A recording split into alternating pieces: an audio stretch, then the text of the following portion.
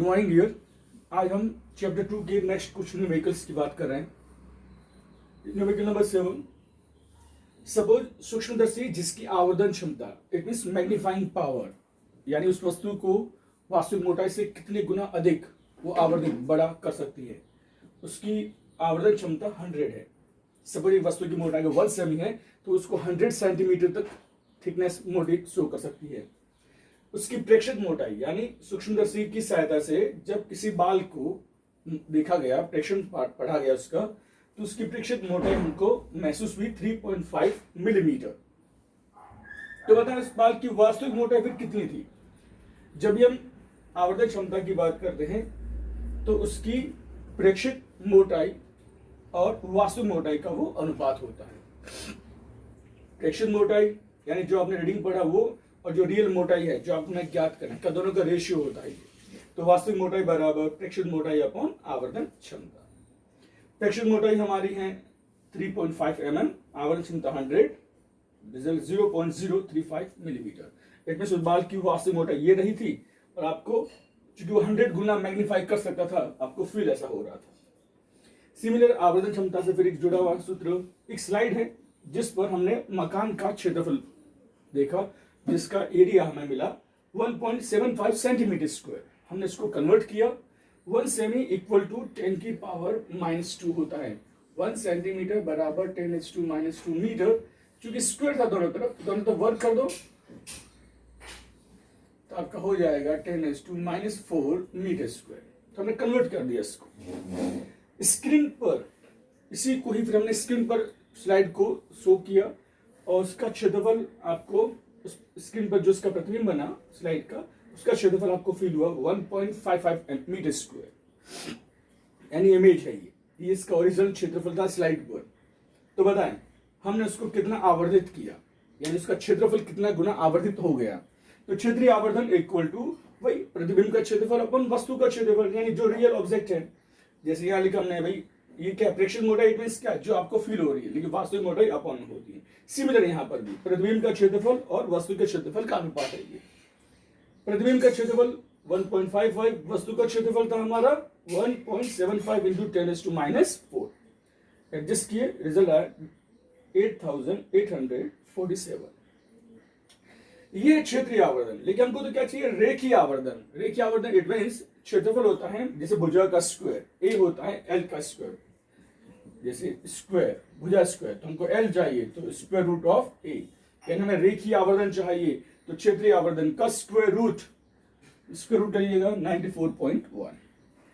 एक next question 10, इसमें सार्थक बताने हैं आपको। जैसे 0.007 में कितने सार्थक।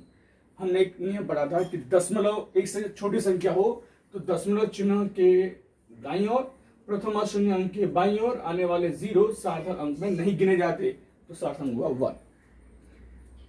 2.64 इंटू 10 की पावर 24 जो पावर होती है ना, उसका सार्थक से कोई लेना देना नहीं होता। तो सार्थक हुए 1, 2, 3, सभी अशून्य अंक है, भले दशमलव क्यों हो, 3 सार्थक। 0.2370, इसमें अगर दशमलव वाली संख्या हो यानी 1 से छोटी तो अंतिम अशून्य अंक के बाद में आने वाले 0 भी सार्थक अंक में गिने जाते हैं। तो 2370 इट मींस 4 सार्थक।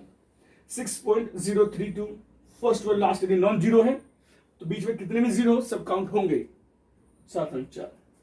0.0006032 में संख्या 1 से छोटी तो दशमलव के बाद में आने वाले और प्रथम शून्य अंक के पहले आने वाले 0 काउंट नहीं करते आप, फिर सार्थक हुए 1, 2, 3 और 4।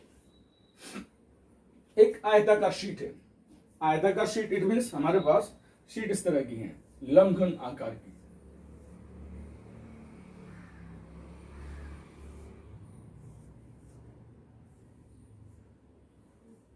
ये शीट जिसकी लंबाई L, ये इसकी चौड़ाई B और ये इसकी मोटाई T। ओके, L, B और T, लेंथ, ब्रेड्थ और थिकनेस 3 आपको दी गई। लंबाई 4.234 मीटर, चौड़ाई 1.005 मीटर, मोटाई 2.01 सेंटीमीटर था, उसको मीटर में कन्वर्ट किया, 100 से डिवाइड कर दो 0.0201 मीटर। पूछे शीट का कुल क्षेत्रफल कितना। इस सीट में अगर आप देखें 6 सतह है, छह सरफेस है, ये 1, ये 2, ये आपका 3, ये 4, ये पीछे की साइड में सरफेस 5 और ये आगे की साइड में जो सरफेस है 6 एंड 6 सतह है और हर एक सरफेस डबल है, एक जैसी है। जैसे ये दोनों एक जैसी है तो एक का क्षेत्रफल क्या, उसको डबल कर दो। ये और ये एक समान है, किसी एक का क्षेत्रफल क्या तो उसको फिर 2 से गुणा कर दो, दोनों का आ जाएगा। सिमिलर 5 और 6, 6 और ये 5 दोनों के एरिया सेम है, किसी एक का क्षेत्रफल फाइंड कर दो, फिर इसको भी 2 से गुणा कर दो। हमने क्या किया, 2 कॉमन ले लिया, L into B plus B into T plus T into L. हमें टोटल एरिया चाहिए था, सबको ऐड कर दिए, फिर 2 से मल्टीप्लाई कर दिए।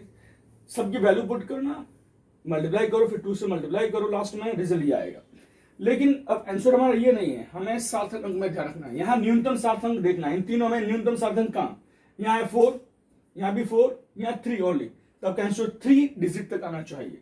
तो हमने इसको कन्वर्ट किया 8.72 तक, राउंड ऑफ 5 का नियम अप्लाई किया और 8.72 तक ले आए। अब वॉल्यूम चाहिए, वॉल्यूम होता है लंबाई इंटू चौड़ाई इंटू ऊंचाई, LBT। तीनों को मल्टीप्लाई कर दो आपस में, मल्टीप्लाई करके यही आया। अब इसमें भी न्यूनतम सार्थक वाले रूल अप्लाई करो, यहाँ 4 है, यहाँ 3 है, यहाँ 4, यहाँ 4, यहाँ 3 है, तो आपका आंसर भी 3 अंकों तक आना चाहिए, 0.0855। ये आपके 3 सार्थक, जीरो काउंट नहीं होगा, तो आपका आंसर यहीं तक आएगा। ये था 11 नंबर।